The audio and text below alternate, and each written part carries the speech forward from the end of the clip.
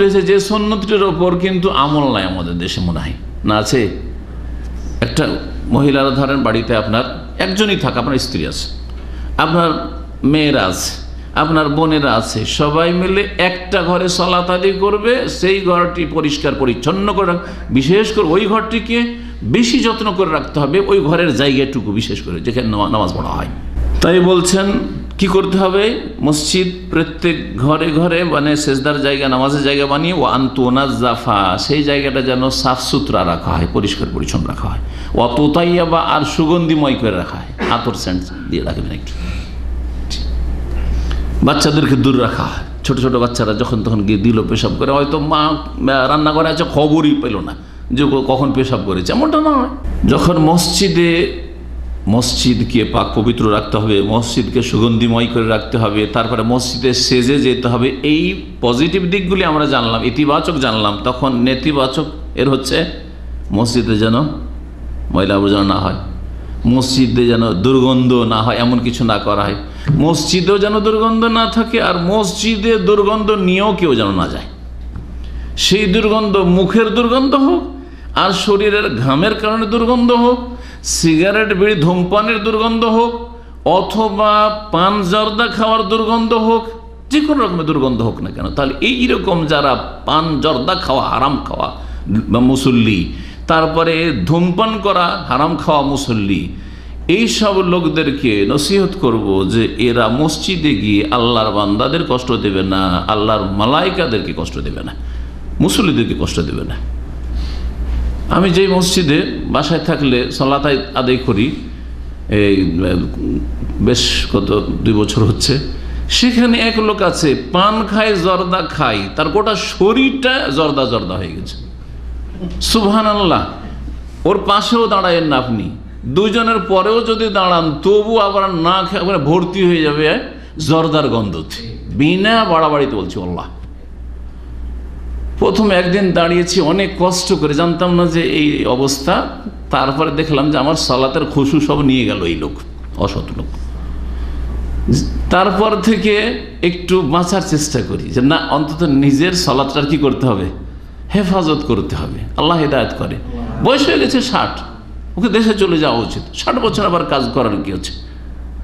কিন্তু এখানে এসে সুবহানাল্লাহ, মসজিদের সব মুসল্লিকে যদি আমি মানে জর্দাওয়ালাদের পাশে বা পানওয়ালাদের যারা পান খায় তাদের পাশে ছোট থেকে সালাত আদায় করতে অভ্যস্ত, ঠিক না, আমারই যদি এত কষ্ট হয়, তো যারা আরবিয়ান লোক এখানে সৌদি আরবের, তাদের কত কষ্ট হয়, যারা জীবনে পানের গন্ধ আর জর্দার গন্ধ বরদাস্ত করতে জানে না, এগুলা যারা যাদের নেচারে বিকৃত, এই সিগারেট খাওয়া লোক, ধূমপান করা লোক, তাদের কথা আলাদা। খারাপ লোককে গন্ধ লাগবে না, যারা খারাপ খায় গন্ধেই থাকে সবসময়, তাদেরকে গন্ধ লাগবে না, জানা আছে না? জি। শাশুড়ি বউর ঝগড়ার কথা একটা মাঝে মাঝে আমি শুনিয়েছি, কিন্তু নতুন বউ গেছে শ্বশুর বাড়ি দিয়ে, শাশুড়ি খুব ভালো না, তো শাশুড়ি বউতে ঝগড়া লেগেছে, শাশুড়ি বউতে ঝগড়া লেগেছে। তো ঝগড়াতে আমাদের আঞ্চলিক ভাষা বলে আকালে খাই নাকি, আর ঝগড়াতে বলে নাকি, তাই না? যখন অভাব থাকে তখন সব খেতে পারে, তাই না, ঘাসপাত সব খেতে পারে, আর যখন ঝগড়া লাগে তখন কি যে বলে হুঁশ দিশাও থাকে না।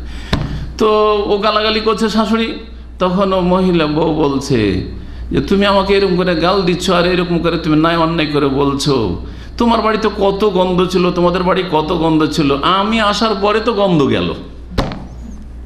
কি বুঝলেন? গন্ধ আছে, আগেও ছিল, এখনো আছে, কিন্তু এই বউ প্রথম গন্ধ পেয়েছে, কারণ ভালো জায়গা থেকে এসছে।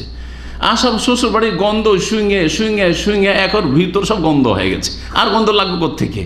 ভিতরে তো কোনো খালি জায়গা নেই যে গন্ধ ঢুকবে। কথা বুঝতে পেরেছেন? হ্যাঁ। তো ওই রকম যারা জর্দা খাওয়া লোক, যারা সিগারেট পান করার লোক, ধূমপান করার লোক, ওদের কেন গন্ধ লাগবে? ওরা তো নোংরাই হয়ে গেছে, তো নোংরাদেরকে গন্ধ কিসের লাগবে? জি, রাগ করবেন না, কিন্তু কথাগুলো এই জন্য বলছি যে এই হারাম থেকে যাতে তওবা করে। আর আমার কথা আপনারা ছাড়াও অনেকে অনলাইনে শুনবে, আর অনেকে যার এই রোগ আছে ওকে তো কষ্ট লাগবে যে আমাদেরকে নোংরা বলছে বা খারাপ বলছে। হ্যাঁ, খবিস জিনিসটা খবিস, আল্লাহ কোরআনে বলেছেন। জি, আর খাবাইসকে আল্লাহ হারাম করেছেন। রাসূলুল্লাহ সাল্লাল্লাহু আলাইহি ওয়াসাল্লামকে এই জন্য আল্লাহ পাক সূরা আরাফে ঘোষণা করেছেন, ইউহিল্লু লাহুমুত তাইয়্যিবাত ওয়া ইউহাররিমু আলাইহিমুল খাবাইস। জি, জর্দা, তামাক জাতীয় যত কিছু আছে সবগুলি হচ্ছে খাবাইস, নোংরা, আর যারা খায় তারাও খাবাইস। সুতরাং এগুলো থেকে নিজেও বাঁচতে হবে এবং আল্লাহর মসজিদকে পবিত্র রাখতে হবে। আন্তরফা, শ্রদ্ধা সম্মান করতে হবে। বড়ই বেয়াদবি মসজিদের সাথে যে জর্দা তামাক খেয়ে আর ওই পান খেয়ে আর এই আপনার ধূমপান করে মসজিদে চলে যাচ্ছেন আপনি, অথবা শরীরের গন্ধ নিয়ে। অনেক সময় শরীরের গন্ধ বরদাস্ত করা যায়, কিন্তু জর্দা তামাকের গন্ধ আর এই বিড়ি সিগারেটের গন্ধ বরদাস্ত করা যায় না। যার অভ্যাস নেই, যে সালিমুল ফিতরা, যার নেচার ভালো আছে, সে বরদাস্ত করতে পারে না। কারণ গন্ধ হয়তো আপনারও থাকতে পারে ঘামলে, সুতরাং এটা বরদাস্ত করে। তারপরে এই গন্ধ, শরীরের গন্ধ ওই রকম মারাত্মক গন্ধ না যেই গন্ধগুলোতে হারাম জিনিস আছে।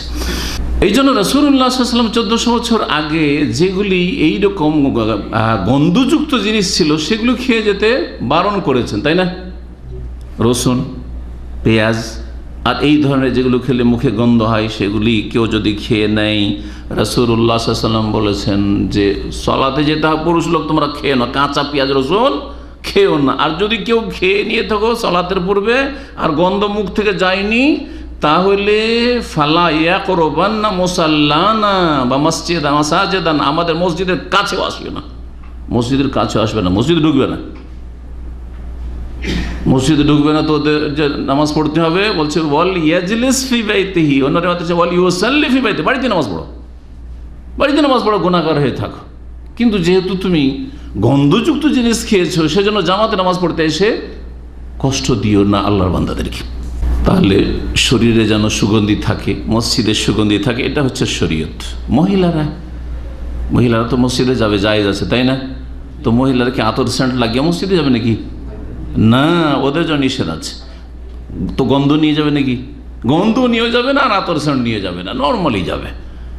নবী করিম সাল্লাল্লাহু আলাইহি সাল্লাম মহিলাদের ক্ষেত্রে বলেছেন, ইজা শাহেদাত ইহদাকুন্নাল মসজিদা ফালা তামাসসা তিবান, হে মহিলারা, তোমাদের কেউ যদি মসজিদে যায় সালাত আদায় করার জন্য, যে কোনো সলাতে, সে তারাবিতে হোক যেমন এখানে প্রচলন রয়েছে, অথবা যে কোনো সলাতে ফরজে, ফালা তামাসসা তিবান, তাহলে সুগন্ধি আতর সেন্ট যেন না কি করে, স্পর্শ করে, কাপড়েও যেন না থাকে আর গায়েও যেন আতর সেন্ট না থাকে। মহিলারা বাইরে গেলে যেহেতু বোরকা দিয়ে চেহারা আর শরীর ঢেকে যাবে, সুতরাং হাদিসে আছে যে মহিলাদের আতর হচ্ছে যেটাতে তাদের লাবণ্য প্রকাশ পায়, সৌন্দর্য প্রকাশ পায়। কারণ খুলবে কার সামনে? তার স্বামীর সামনে, অসুবিধা নেই। জি, অথবা বাবার সামনে খুলবে, আপন ভাইয়ের সামনে খুলবে, তাতে অসুবিধা নেই। যদি একটু সাজে বাবার সামনে, ভাইদের আপন ভাইয়ের সামনে, কোনো অসুবিধা নেই। কিন্তু বেগানা চাচাতো ভাই, খালাতো ভাই, মামাতো ভাই, দেবর, ভাসুর, ওদের সামনে যেহেতু চেহারা খোলায় জায়েজ নাই। আর আতর যদি ভিতরে থাকে, যতই কাপড় দিয়ে ঢাকুক, আতর সেন্ট বাইরে ছড়াবে। সুতরাং এইরকম মহিলাদের ক্ষেত্রে নবী করিম বলছেন যে ফাহিয়া কাজা ওয়া কাজা জানিয়া, নবী সাল্লাল্লাহু বলেছেন যারা আতর সেন্ট নিয়ে যাবে আর রাস্তাঘাটে বা মসজিদে কোনো বেগানা পুরুষ যদি আতর সেন্ট পেয়ে যায় কোনো মহিলার শরীর থেকে বা কাপড় থেকে, তাহলে সেই মহিলা হলো জানিয়া, অসতী, ব্যভিচারকারিণী। সে স্যার চালচলনের জেনা করলো। জেনা হচ্ছে অনেকগুলি স্তরের, বড় জেনা ছাড়াও অনেকগুলি জেনা আছে, কথার জেনা, কাজের জেনা। এই কাজের জেনার মধ্যে চলাফেরার ক্ষেত্রে জেনা হচ্ছে যে মহিলার শরীর থেকে রাস্তা দিয়ে যাচ্ছে, সুগন্ধি ছড়াচ্ছে, মসজিদে যাচ্ছে, আতর সেন্ট পাওয়া যাচ্ছে, আরে কত দামি সেন্ট যে ব্যবহার করেছে, জেনা। আল্লাহ হেদায়েত করে মুসলিম মহিলাদেরকে। এই ফিতনা ব্যাপক আকার ধারণ করেছে।